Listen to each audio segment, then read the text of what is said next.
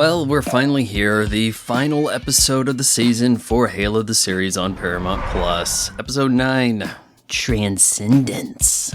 Picks up in the aftermath of Episode 8's Halo Ring Vision accompanying Blast. Chief comes to, finds that McKee has taken off with the artifact. Kai is being held hostage by Riz and Vanek, who have orders to bring John in dead or alive. Though John and Kai try to explain that they've been lied to by Halsey, it takes Captain Keyes to convince them. With Silver Team now on the same page, Riz, Vanek, and John try to prevent McKee from escaping with the Keystone, but are too late. Meanwhile, also escaping, Dr. Halsey and Creeper Assistant. Using that super speed we don't see in the games, Kai jumps aboard the ship and, threatens Halsey, seeks answers, really. Oh, but Creeper Assistant hits her upside the head, and he's gotta pay. And finally, this guy dies, which, is something I said would happen. I called it early on. Now, Halsey rushes over to escape pod and bolts before Kai can learn her real name.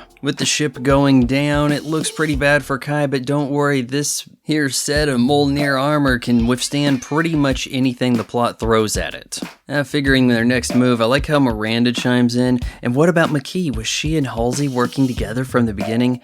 Good thing we have a character designated to ask the stupid questions. Chief asks Cortana the right question finally, allowing them to locate the homeworld of the Covenant. Though leadership wants to send, say, 10 battalions in to fight them, Chief says no, just leave it to the 4 Spartans. We're more likely to survive. Dr. Halsey's escape is short-lived, but you're not Dr. Halsey, you're a Flash clone. Silver Team's Pelican has a tough time navigating the, space dust it takes to get to the Covenant homeworld, but they get there through the insistence of Cortana telling them to keep going straight. The Coveys are about to conduct a grand ceremony so that they can begin the great journey, and we learn that they're actually plotting against the Blessed One, McKee. Oh, she's willing to offer herself up as sacrifice? What a fool. Don't worry, we'll kill her and all the humans afterwards. Lucky for Silver Team, defenses in the area seem to be minute. They drop in. You don't need parachutes. You got Mjolnir armor. And you got the honor guard here. They're gonna stack the artifacts together, and this could be a pretty dire situation. Good thing Silver Team is interrupting at just the opportune moment. And you got a pretty decent battle here. We actually get a rare opportunity to hear some genuine Halo music, a rarity on the show that has instead given us rather generic sci-fi riffs. More elites are called into the fray. Vanek gets his hands on a needler, which at that range ain't hitting nothing. As things get spicy, not Tartarus, not Atriox shows up, and he is ready to kick some Spartan ass. With Chief pinned and fighting for his life, good old McKee decides to activate the Keystones, and there goes the big map to the sacred ring, and everybody's entertained for a good 10 seconds. It also pulls John and McKee into that Halo realm where they have a chat. But Silver Team really needs John in this fight, so Kai gets jealous, don't need no other gal talking to my man,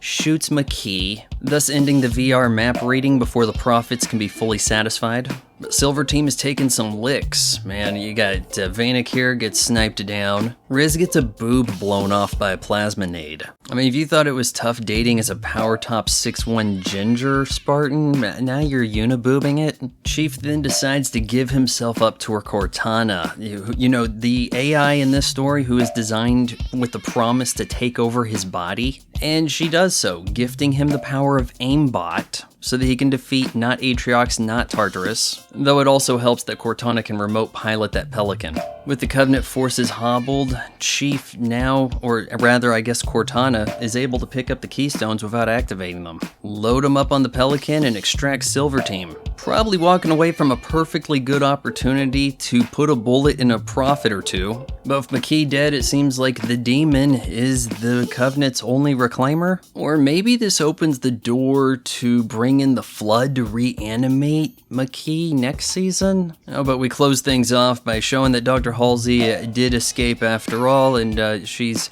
enjoying some tourism, or she's being a tour guide. She'll be up to no good, and she is highly wanted. but John / Chief Cortana now has that stoic, non-talkative persona we actually liked in the games. I wonder how long that'll last. Does no one else find it perplexing that Kwan Ha's rebel story didn't actually converge with the UNSC Covenant Halo struggle during the course of the whole season? I mean, I'll give you this, as the show goes, at least it wasn't predictable. Is that necessarily a good thing? Because we built a show around a game franchise with a stoic, always armored character who spends most of his time talking and not in armor, with plot points that leave fans confused and thinking that this is Halo in name only, as they experience other generic sci-fi tropes. So no, episode 9 didn't give us the fall of Reach that I anticipated. At the pace we're going, can the show stay alive long enough to get Chief on the Halo ring proper? It probably can, but simply because Paramount Plus was bragging about subscriber numbers shooting up, and you have to factor in Halo as that reason. Because the other marquee franchise for Paramount Plus is Star Trek, and they've been doing that to middling results.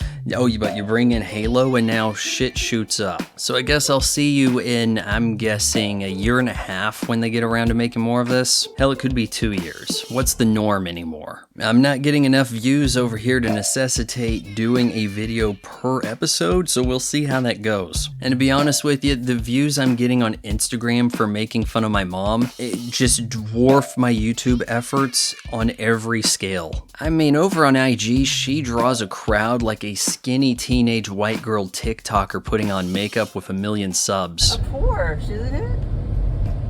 It's a Chrysler Crossfire. So at the very least, if you need to see more of me or of my mom, make sure you follow me on Instagram. I want to know what you guys think. Yeah, all 3 of you. Was the show... I don't think any of you are going to say that the Halo show was good, but were there things you liked? I liked a few moments. I mean, just from this episode, I liked that moment where Kai asked Riz and Vanek if they're really going to shoot her. Hey, were you really gonna shoot me? You know I would have. Absolutely. No question. If you appreciate a YouTube channel that doesn't just pad out content to get to the 8-minute mark so that it can hammer you with ad breaks, then you should subscribe to my son's channel. You just got done watching it.